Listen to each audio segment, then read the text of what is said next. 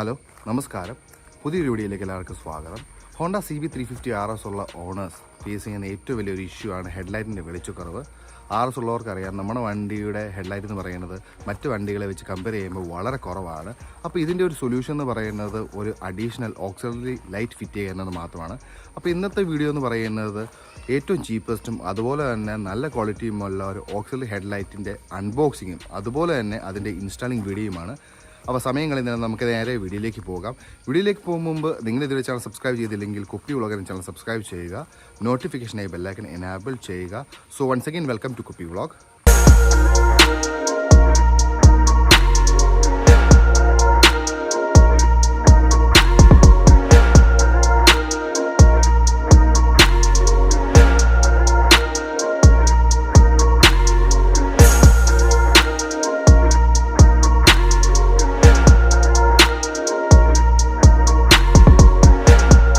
Wire കണക്ഷന് വേണ്ടി ഏറ്റവും ബെറ്റർ എന്ന് പറയുന്നത് വയർ കണക്ടർ യൂസ് ചെയ്യുന്നതായിരിക്കും. ഞാനിപ്പോൾ ഇവിടെ വാങ്ങിച്ചിരിക്കുന്ന വയർ കണക്ടർ ഏകദേശം 14 രൂപയാണ് ഒരു കണക്ടറിന് ഉള്ളത്.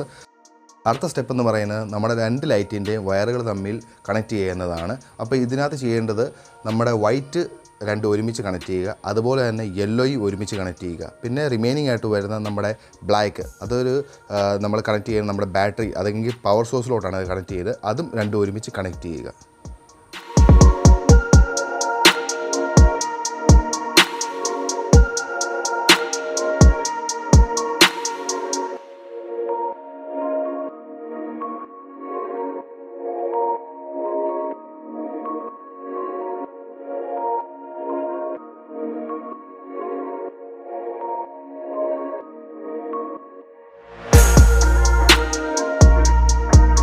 അടുത്തതായി നമ്മുടെ സ്വിച്ചിലുള്ളത് 3 വയർ കണക്ഷൻസ് ആണ്.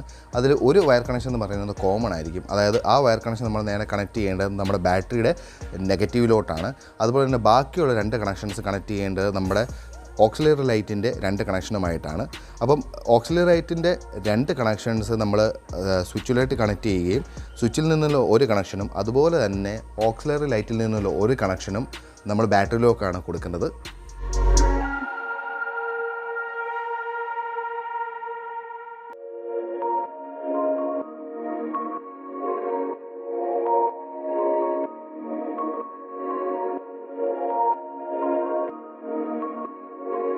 നമ്മുടെ ബൈക്കിൽ എപ്പോഴും ഒരു അഡീഷണൽ ഫിറ്റിംഗ്, അത് ഇലക്ട്രിക്കലായിട്ടുള്ള കാര്യമായിക്കോട്ടെ, ചെയ്യുമ്പോൾ ശ്രദ്ധിക്കേണ്ട ഒരു കാര്യം എന്ന് പറയുന്നത് നമ്മളെപ്പോഴും ഒരു ഫ്യൂസ് ഫിറ്റ് ചെയ്യുക. കാരണം ഈ ഫ്യൂസ് എന്ന് പറയുന്നത് നമ്മൾ ഫിറ്റ് ചെയ്ത് കഴിഞ്ഞാൽ നമ്മുടെ വണ്ടിയിൽ എന്തെങ്കിലും ഒരു ഷോർട്ട് ഉണ്ടാവുകയാണെങ്കിൽ ആ ഒരു ഭാഗത്തെ വയർ കണക്ഷനും മാത്രമേ ഡാമേജസ് ഉണ്ടാകത്തുള്ളൂ. വണ്ടിയുടെ മറ്റ് മെയിൻ ആയിട്ടുള്ള വയറിംഗ് കണക്ഷനും മറ്റ് കാര്യങ്ങൾക്കൊന്നും ഡാമേജസ് ഉണ്ടാകത്തില്ല. അപ്പോൾ ഇത് അവോയ്ഡ് ചെയ്യാൻ വേണ്ടി ഞാൻ ഈ ഒരു 2 ഓക്സിലറി ലൈറ്റിന് വേണ്ടിയിട്ട് ഒരു അഡീഷണൽ ഫ്യൂസ് ഫിറ്റ് ചെയ്യുകയാണ്. ഇൻ കേസ് എന്തെങ്കിലും ഷോർട്ട് ആവുകയാണെങ്കിൽ ഈ ഫ്യൂസ് ആദ്യമേ ബേസ്റ്റ് ആയി പോവുകയും ചെയ്യും. എൻ്റെ മറ്റ് വയറിംഗ് കണക്ഷനുകൾക്കോ കിറ്റുകൾക്കോ ഒരു കുഴപ്പവും ഉണ്ടാകത്തുമില്ല.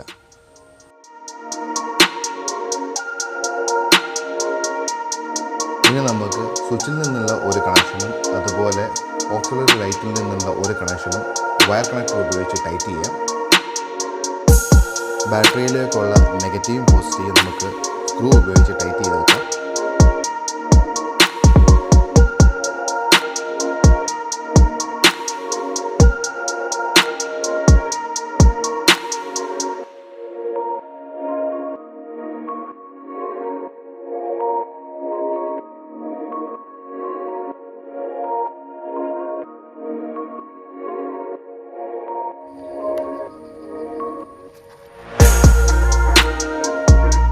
അപ്പോൾ വയറിംഗ് എല്ലാം നമ്മുടെ വയർ കണക്ടർ ഉപയോഗിച്ച് നന്നായിട്ട് കണക്ട് ചെയ്ത് വെച്ചിരിക്കുകയാണ്. ഇനിയിപ്പോൾ നമ്മൾ ചെയ്യേണ്ടത് വണ്ടിയുടെ ഈ ഒരു വയർ കണക്ഷൻസ് നേരെ നമ്മൾ ബാറ്ററിയിലോട്ടാണ് കണക്ട് ചെയ്തിരിക്കുന്നത്. അപ്പോൾ അത് എൻജിൻ്റെ, അതായത് ടാങ്കിൻ്റെ അടിയിലൂടെയാണ് നമ്മൾ എടുത്തിരിക്കുന്നത്. അപ്പോൾ ഇതൊരു നല്ല കേബിൾ ടൈ വെച്ച് നമുക്ക് ടൈ ചെയ്ത് വെക്കാം. അല്ലെങ്കിൽ അത് കുറച്ച് താഴോട്ട് വരികയാണെങ്കിൽ നമ്മുടെ എൻജിനിൽ നിന്ന് വരുന്ന ഹീറ്റ് കാരണം ചിലപ്പം വയറിന് ഡാമേജസ് ഉണ്ടാകാൻ ചാൻസസ് ഉണ്ട്.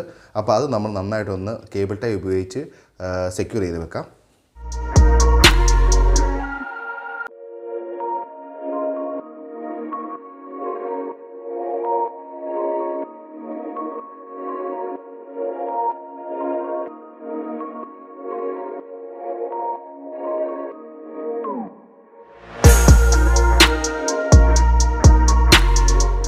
നമ്മുടെ വണ്ടിയുടെ ഫ്രണ്ടിൽ, അതായത് ഓക്സിലറി ലൈറ്റിൻ്റെ ഭാഗത്ത് വരുന്ന എക്സ്ട്രാ വയർ കണക്ഷൻസ് നമുക്കൊരു കേബിൾ ടൈ ഉപയോഗിച്ച് സെക്യൂർ ചെയ്ത് വെക്കാം.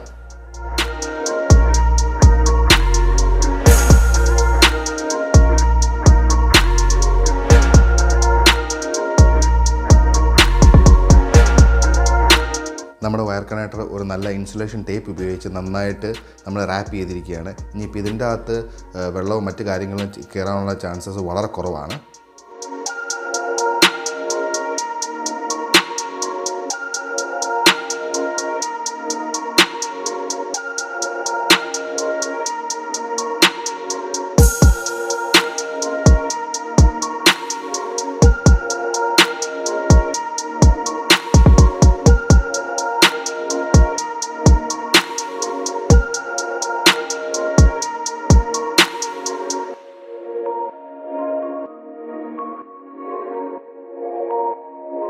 അപ്പോൾ ഗൈസ്, ഫൈനലി നമ്മുടെ 2 ഓക്സിലറി ലൈറ്റ് നമ്മൾ ഫിറ്റ് ചെയ്തിരിക്കുകയാണ്. ഈ ലൈറ്റിനെ പറ്റിയുള്ള നിങ്ങളുടെ അഭിപ്രായം നിങ്ങൾ കമൻറ്റ് ബോക്സിൽ രേഖപ്പെടുത്തുക. നിങ്ങളും ഇതുപോലത്തെ ഓക്സിലറി ലൈറ്റ് ഫിറ്റ് ചെയ്തിട്ടുണ്ടെങ്കിൽ അതിനെപ്പറ്റിയുള്ള അഭിപ്രായം നിങ്ങൾക്ക് കമൻറ്റ് ബോക്സിൽ രേഖപ്പെടുത്താവുന്നതാണ്. താങ്ക്സ് ഫോർ വാച്ചിങ് കുപ്പി വ്ളോഗ്.